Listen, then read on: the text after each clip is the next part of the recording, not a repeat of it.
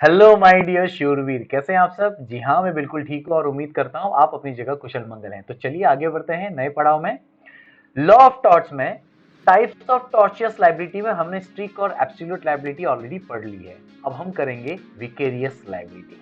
ठीक है, तो चलिए जानते हैं what is exactly vicarious liability. Normally हमने ये भी पढ़ लिया है कि ज्यादातर टॉर्ट्स क्या है, फॉल्ट बेस्ड लायबिलिटी है। मींस लीगल इंजरी होगी तो टॉर्ट अराइज होगा, है ना। लीगल राइट्स जो भी हैं वायलेट होंगे तो टॉर्ट अराइज होगा। लेकिन कुछ टॉर्ट ऐसे हैं जो नो फॉल्ट बेस्ड लाइबिलिटी है। मींस आपकी फॉल्ट नहीं है तो भी आप लाइबल हैं। उसमें हमने ये कवर कर लिया था और ये भी कर लिया है, और आज हम कवर करेंगे विकेरियस लाइबिलिटी। तो बताइए क्या है विकेरियस लाइबिलिटी। सर तो आप हैं, हम तो बच्चे हैं, आप बताइए। चलो ठीक है, हम बताएं। करे कोई भरे कोई, बहुत फेमस लाइन है ये। करे कोई भरे कोई, समझ में आ रहा है। बोलता ना खाया पिया कुछ नहीं, ग्लास टोरा बाड़ा ना, ये वैसा ही कुछ हिसाब है। करे कोई भरे कोई, नो फॉल्ट बेस्ड लायबिलिटी। अब इसमें देखिए सबसे इंपॉर्टेंट बात क्या लिखा है। नॉर्मली होता क्या है, टॉर्ट फीजर मीन्स जो गलती करता है, जो टॉर्ट करता है उसे कहते हैं tortfeasor. The tortfeasor is liable for the tort. ये तो एक कॉमन सी बात है। मैंने अगर आपका राइट जो है वॉयलेट किया है तो I am a tortfeasor, right है कि नहीं है। But in some cases a person may be held liable without fault for the tort committed by another। इसी को कहते हैं करे कोई भरे कोई। दिख रहा है आपको यहाँ पर, करने वाला बंदा कोई और है, टॉर्ट करने वाला बंदा कोई और है, और मुआवजा भरने वाला कोई और है। करे कोई भरे कोई, इसी कंसेप्ट को कहते हैं vicarious liability. Liability on the hand of proxy, ठीक है कि नहीं है। तो it is a concept use to impose strict liability on a person. जी हाँ, हमने जो ऑलरेडी स्ट्रिक्ट लायबिलिटी पढ़ ली है ये उसी का ही एक हिस्सा है। A concept vicarious liability is nothing but a concept use to impose strict liability on a person who does not have primary liability। Strict liability में अगर आपको याद हो, रेनल्ड्स वर्सेस फ्लेचर में कॉन्ट्रैक्टर की गलती थी। किसकी गलती थी? कॉन्ट्रैक्टर की। तो प्राइमरी लायबिलिटी किसकी थी? कॉन्ट्रैक्टर की। लेकिन मुआवजा किसने भरा? डिफेंडेंट ने, मिल्स ओनर ने, है ना। याद आ रहा कि नहीं? यस, वही है स्ट्रिक्ट लायबिलिटी, करे कोई भरे कोई। ठीक है, तो चलिए बहुत अच्छी बात है, आपको एक एग्जांपल थोड़ा सा याद है स्ट्रिक्ट लायबिलिटी का। अब इसमें बहुत सारी कैटेगरीज हैं, उसको हम देख लेते हैं। Here master is vicarious liable for the tort of his servant. मतलब सर्वेंट ने गलती की तो कौन लाइबल है? Master. Master servant relation. If sorry, here employer is vicarious liable for the tort independent contractor. यहाँ पर एम्प्लॉयर लाइबल है अगर इंडिपेंडेंट कॉन्ट्रैक्टर ने गलती की है। अगर पार्टनर ने गलती की है तो पार्टनर्स लाइबल है, मतलब पार्टनरशिप फर्म। अगर एजेंट ने गलती की है तो प्रिंसिपल क्या है? लाइबल है। आ रहा ना बात, बार बार करे कोई भरे कोई। तो वापस से ये बात तो वही आ रही है, नो फॉल्ट बेस्ड लाइबिलिटी ही आ रही है। एग्री और नॉट? ठीक है, चलिए तो एक एक करके अच्छे से समझते हैं, और प्लीज इस बात को अच्छे से देख लीजिएगा, जो एकदम लास्ट में लिखी है हाईलाइट करके। A concept used to impose strict liability on a person who does not have primary liability। तो मास्टर सर्वेंट, मास्टर सर्वेंट का रिलेशन कैसा होता है? सर्वेंट एम्प्लॉयड बाय एम्प्लॉयर, ठीक है, टू परफॉर्म एम्प्लॉयर ड्यूटी। जो भी एम्प्लॉयर के ऑफिस वर्क होते हैं उससे रिलेटेड ड्यूटी परफॉर्म करने की जिम्मेदारी है। And employer has control, employer का कंट्रोल होता है अपने सर्वेंट पर। इसी बेस पर बनता है मास्टर सर्वेंट का relation. An act is deemed to be done by servant in course of employment.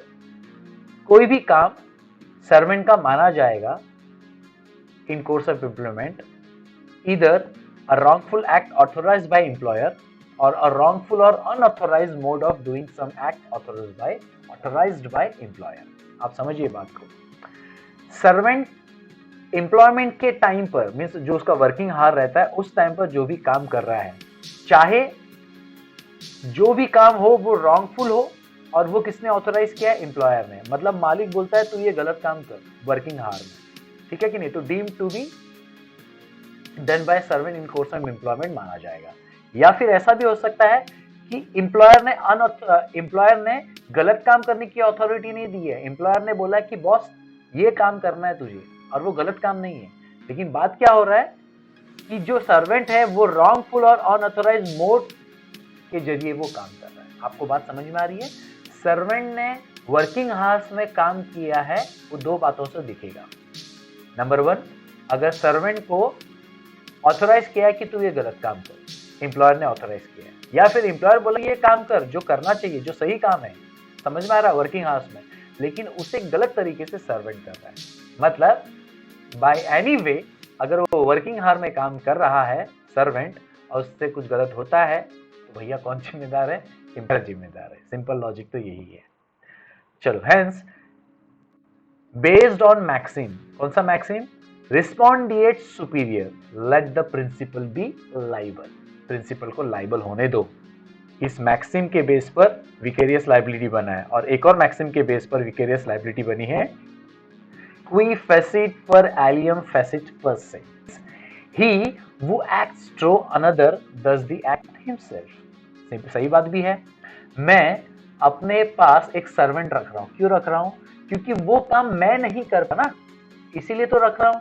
अगर मैं वो काम कर पाता तो क्या मैं सर्वेंट रखता? नहीं रखता। तो ऐसा माना जाएगा कि सर्वेंट भले ही काम कर रहा है तुम्हारा, लेकिन वो तुम ही कर रहे हो। क्यों? क्योंकि वो तुम्हारे काम के लिए आया है।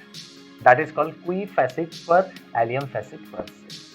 अब ये सारी बातें आपको आगे बार बार देखने को मिलने वाली है। Therefore, ये दो कंसेप्ट के बेस में है ना, ये दो कंसेप्ट के बेस पर master is liable for the tort committed by the servant and liability of both is joint and several. ठीक है, या तो दोनों को लायबिलिटी मिल सकती है या फिर अकेले में, लेकिन मास्टर को तो मिलनी नहीं। ठीक है, तो चलिए इससे रिलेटेड एक एग्जांपल देख लेते हैं ताकि कंसेप्ट अच्छे से क्लियर हो जाए। फैक्ट केस कौन सा है?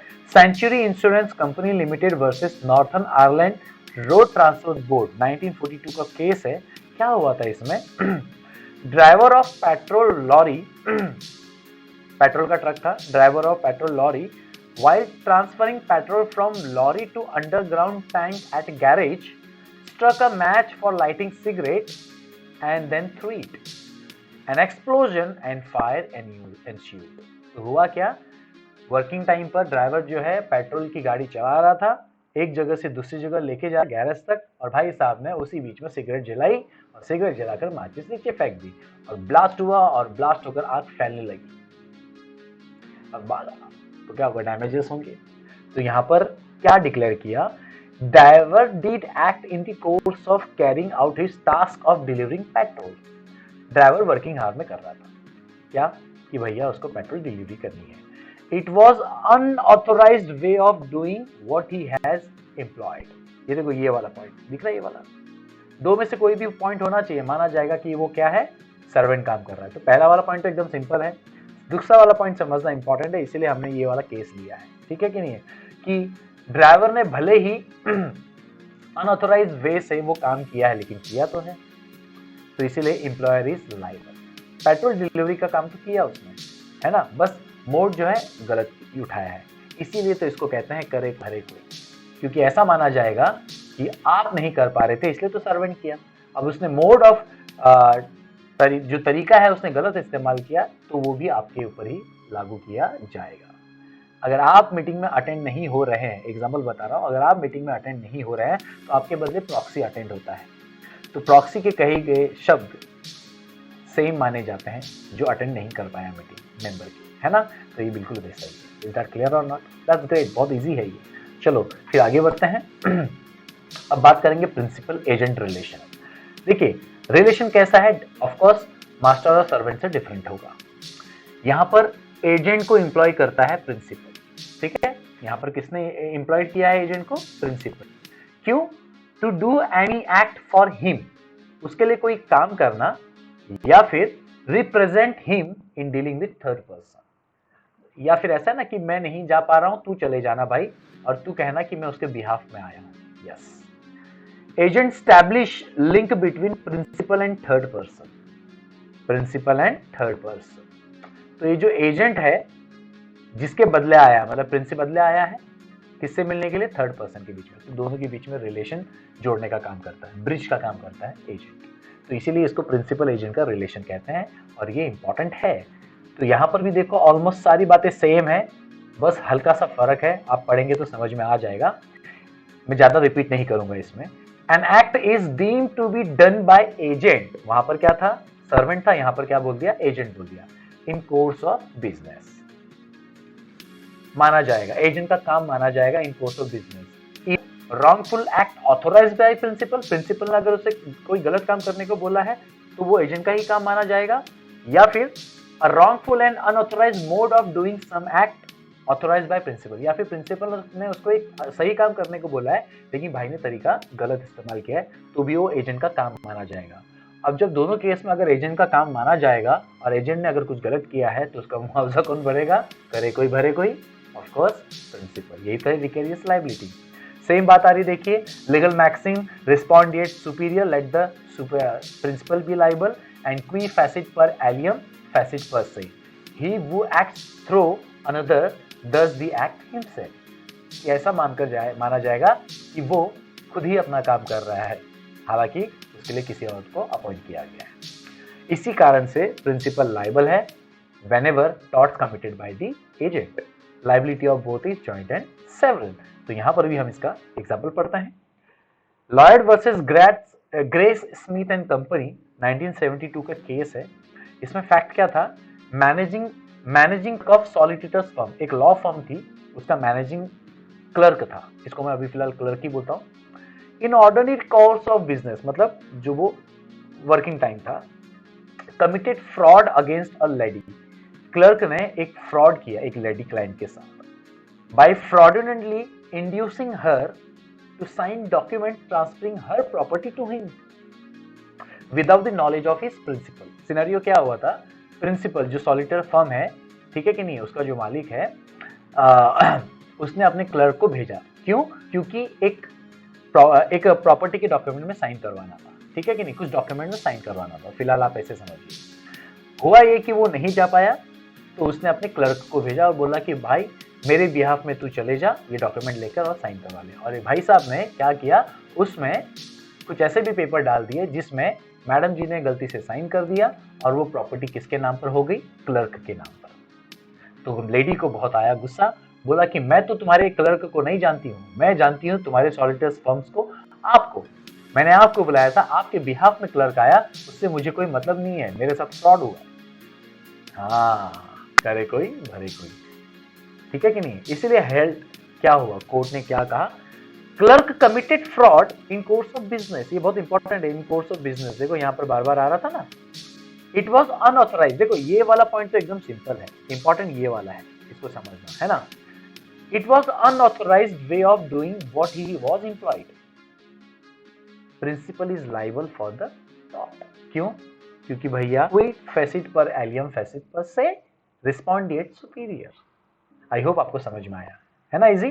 चलो अच्छी बात है, प्रिंसिपल एजेंट समझ में आ गया, तो अगला भी आपको बहुत आसानी से समझ जाएगा। वो क्या है, पार्टनर्स इंटर से, आपस में पार्टनर्स, पार्टनरशिप फर्म, और ये बिल्कुल सेम है प्रिंसिपल एजेंट, इसमें मैं ज्यादा बोलूंगा नहीं। हाँ, अभी आप देख लीजिए, एकदम बातें सेम आएगी। वहां पर क्या था, एजेंट को कौन एम्प्लॉय करता है, प्रिंसिपल, लेकिन यहाँ पर क्या है, एजेंट प्रिंसिपल का रिलेशन भले ही बनता है लेकिन सब लोग आपस में क्या है, पार्टनर है। वो क्या करते हैं, अपनी ड्यूटी परफॉर्म करते हैं, फर्म की पार्टनरशिप फर्म की ड्यूटी परफॉर्म करते हैं। और यस, जिस तरह से वहां पर एजेंट जो है प्रिंसिपल और थर्ड पार्टी में लिंक बनाता है, तो वैसे ही यहाँ पर एजेंट के बदले बोल देंगे पार्टनर। पार्टनर एस्टैब्लिश करता है link between partnership firm and third person, ठीक है कि नहीं है, क्योंकि पार्टनरशिप फर्म जो है एक से ज्यादा पार्टनर्स की होगी, तो कभी कभी सारे पार्टनर मौजूद नहीं होते, कोई पर्टिकुलर पार्टनर जो है पार्टनरशिप फर्म के बिहाफ में थर्ड पार्टी से बिजनेस करने जाता है। तो जब थर्ड पार्टी उस पार्टनर से मिलती है तो उसके सामने वो पार्टनरशिप फर्म दिखाई देती है। इज दैट क्लियर और नॉट, दैट्स ग्रेट। तो बातें वैसी ही हैं, इसलिए यहाँ पर लिखा है, देखो प्रिंसिपल एजेंट जैसा ही कंसेप्ट है, क्योंकि पार्टनरशिप फर्म में जो भी पार्टनर हैं वो एक दूसरे के प्रिंसिपल एंड एजेंट हैं। कभी वो प्रिंसिपल बनेगा तो दूसरा एजेंट बनेगा, कभी दूसरा एजेंट बनेगा तो पहला प्रिंसिपल बनेगा। Is that clear. जो जाएगा थर्ड पार्टी से मिलने वो बन जाएगा एजेंट, ठीक है कि नहीं है, ये वाला फंडा है। एकदम सेम बातें हैं, बस यहाँ पर मैंने एजेंट की जगह पार्टनर लिख दिया है, और ये बात भी सेम है, ये बात भी सेम है। आप ये भी देख सकते हैं सब सेम है, और वहां पर लिखा था प्रिंसिपल इज लायबल, यहाँ पर लिखा है partner is liable for tort committed by another partner, वहां पर एजेंट लिखा था, है ना। इसलिए मैंने बातें भी सब सेम रखी ताकि आपको याद करने में आसानी हो। Liability of both is joint and several. तो चलिए यहाँ पर एक केस देख लेते हैं। Hamelin versus Houston and company 1903 का केस है। क्या हुआ था इसमें फैक्ट?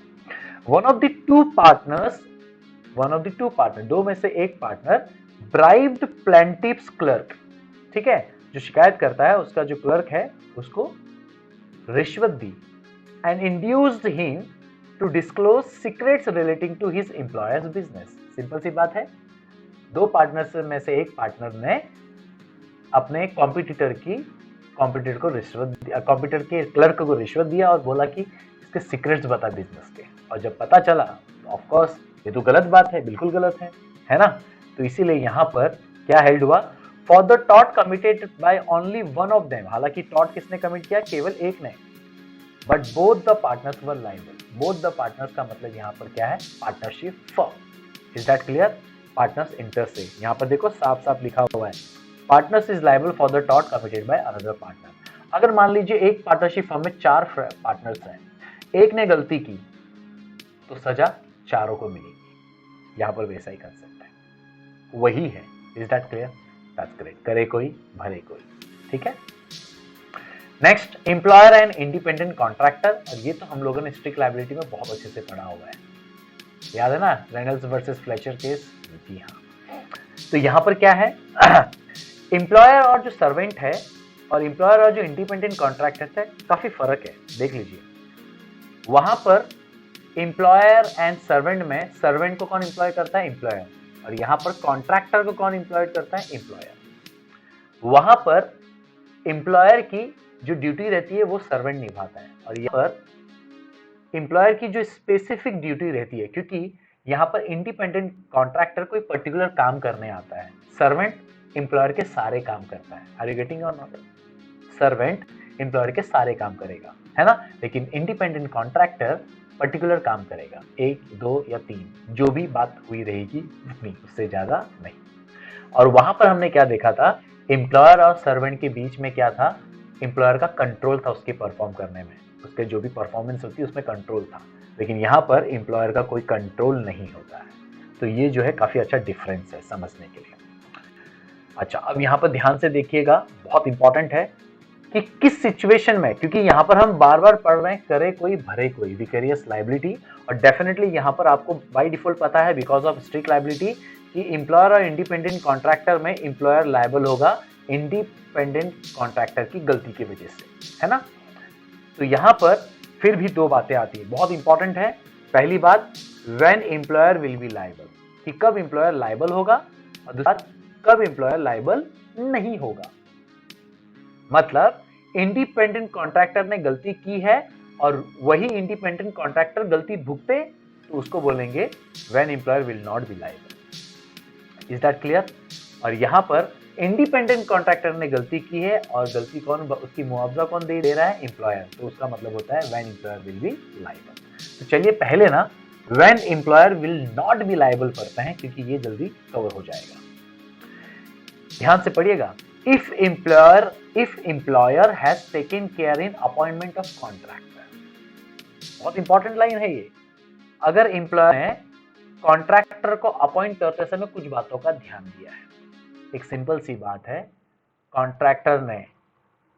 एम्प्लॉयर ने कॉन्ट्रैक्टर के साथ एग्रीमेंट डील करते साइन करते समय साफ साफ लिख दिया है कि भैया अगर तूने कुछ भी गलती की तो मैं लायबल नहीं रहूंगा, तू खुद लायबल रहेगा। मतलब इंडिपेंडेंट कॉन्ट्रैक्टर को बोल दिया है कि तेरी गलती का तू ही लायबल रहेगा। अगर ये बातें पहले ही हो जाती हैं तो बॉस यहां पर कौन लायबल होगा? इंडिपेंडेंट कॉन्ट्रैक्टर लायबल होगा। आ जाइए इसका एग्जांपल देखते हैं। इसमें Phillips versus Britannia Hygienic Laundry Company 1923 का केस है ये। Owner of lorry truck, owner of lorry बहुत इंपॉर्टेंट है, ध्यान से देखिएगा। Owner of lorry was held not liable. Truck का जो ओनर है, यहां पर देख लीजिए एम्प्लॉयर की बात चल रही है, ओनर यहां पर कौन है? एम्प्लॉयर। ट्रक का जो ओनर है वो लायबल नहीं हुआ। When a third parties vehicle was damage, ठीक है। थर्ड पार्टी का व्हीकल डैमेज हुआ उस ट्रक की वजह से, मतलब दो गाड़ियों का आपस में कोलैप्स हुआ, ठीक है। तो उसमें से जो ट्रक का ओनर था वो लायबल नहीं हुआ थर्ड पार्टी के गाड़ी के डैमेज के लिए। क्यों?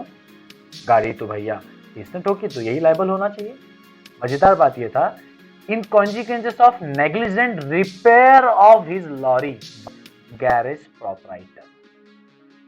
समझ रहे हो? सिनेरियो ये हुआ कि जो ट्रक का ओनर था वो गया था रिपेयरिंग के लिए। कहाँ जाएगा? ऑफ कोर्स जहां पर ट्रक की रिपेयरिंग होती है, ट्रक के गैरेज में, ठीक है कि नहीं है। तो अब मुझे बताइए, ट्रक के गैरेज में अगर मैं जाता हूं अपनी ट्रक लेकर और ट्रक का गैरेज जो है ट्रक को रिपेयर करता है, तो वो जो गैरेज है वो बन जाएगी इंडिपेंडेंट कॉन्ट्रैक्टर और मैं बन जाऊंगा एम्प्लॉयर। अब मैं गाड़ी लेकर आ गया, ठीक है, और ये बाई डिफॉल्ट कॉन्ट्रैक्ट रहता है कि अगर कुछ भी गलती होती है, ठीक है कि नहीं है, अगर उसके रिपेयरिंग में कुछ भी गलती हो गई और उसके वजह से कुछ नुकसान होता है तो वहां पर गैरेज वाला ही लायबल होगा। वही कंसेप्ट है यहाँ पर। इसी कारण से यहाँ पर ट्रक का जो ओनर है, जबकि उसकी मुठभेड़ हुई है, समझ रहा है, उसकी जबकि मुठभेड़ हुई है व्हीकल के साथ, फिर भी वो लायबल नहीं है। सारी लायबिलिटी किसको ट्रांसफर हो गई? इंडिपेंडेंट कॉन्ट्रैक्टर को ही, उस गैरेज वाले को ही, क्योंकि उसने जो है गाड़ी सही तरह से रिपेयर नहीं की। Is that clear? ये बहुत इंपॉर्टेंट है। इसलिए कहा जाता है कि जब कभी भी एम्प्लॉयर और इंडिपेंडेंट कॉन्ट्रैक्टर, मतलब आपके लिए भी कह रहा हूं, जब कभी भी आप अपना काम किसी को सौंपते हैं, ठीक है, कि कोई पर्टिकुलर टास्क करने को देते हैं, तो याद रखिएगा कि अगर कोई भी पॉसिबिलिटीज हैं अगर कुछ हार्म होने की, तो वो पहले क्लियर कर लिया जाए कि भैया मैं लायबल नहीं रहूंगा। तो इससे फायदा ये होगा कि आप लायबल नहीं रहेंगे, उसकी गलती के लिए वही भुगतान करेगा। तब करे कोई भरे कोई का नहीं होगा। तो ये जो ये कंसेप्ट है ना, ये करे कोई भरे कोई का कंसेप्ट नहीं है, जिसने किया वही भरेगा। लेकिन ये वाला जो कंसेप्ट है वो है करे कोई भरे कोई।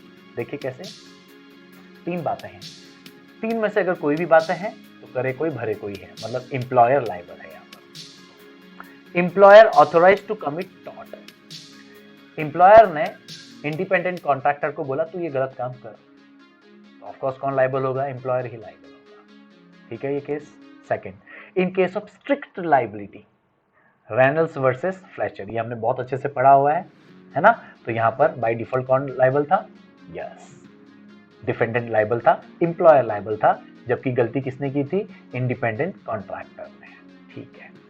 ये भी क्लियर हो गया। थर्ड पॉइंट, नॉर्मली इसको कोलैटरल नेग्लिजेंस बोलते हैं और इसको एक और नाम से जाना जाता है क्योंकि उसी बेस पर ये बना है, डेंजर्स कॉज्ड ऑन और नियर हाईवे। मीन्स सड़क के पास अगर कुछ भी डेंजरस ऑकर होता है तो एम्प्लॉयर लायबल है, ना कि इंडिपेंडेंट कॉन्ट्रैक्टर। इस बात को कैसे समझेंगे? एग्जांपल से, टैरी वर्सेस एस्थॉन 1876 का केस है। देखिए क्या हुआ। Person got lamp fixed on outside of his house through independent contractor. मतलब अपने घर के बाहर उसे एक लैम्प फिक्स करवाना था और वो घर सड़क के आसपास थी, तो उसने इंडिपेंडेंट कॉन्ट्रैक्टर को बुलाया। बस ऑफ कोर्स लैम्प थोड़ी ना उसका काम है फिक्स करने का, तो लाइटमैन को बुलाया होगा, वो बन गया independent contractor. Lamp was negligently fixed, हालांकि यहां पर गलती किसने की है? लैम्प फिक्स करने वाले बंदे ने। was overhanging on footway adjoining the person's house. It fell down and injured passerby, और वहां से चलते हुए राहगीर इंसान के सिर पर वो लगी और उसे गंभीर चोट लग गई या करंट लग गया, व्हाटएवर। तो मतलब नुकसान तो हो गया। अब बात आती है कौन लायबल है।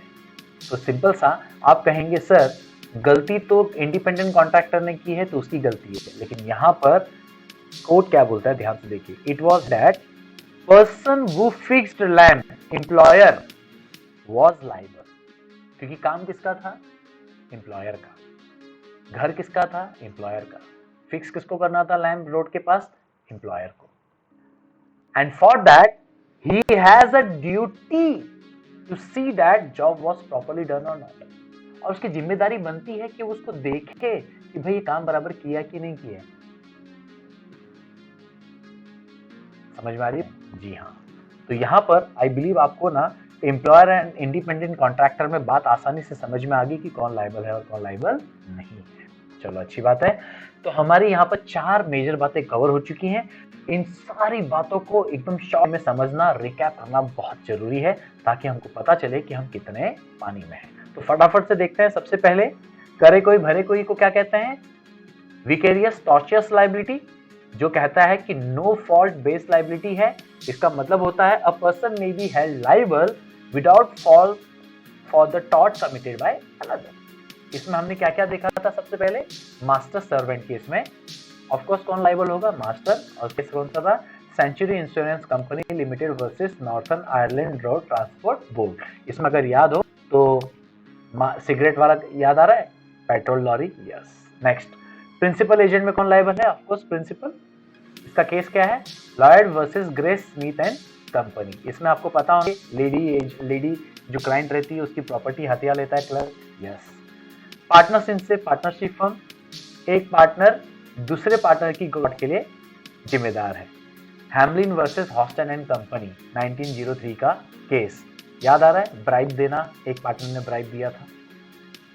लास्ट वन है एम्प्लॉयर इंडिपेंडेंट कॉन्ट्रैक्टर। तो यहां पर दो बातें हैं, या तो एम्प्लॉयर लायबल होगा करे कोई भरे कोई वाले केस में,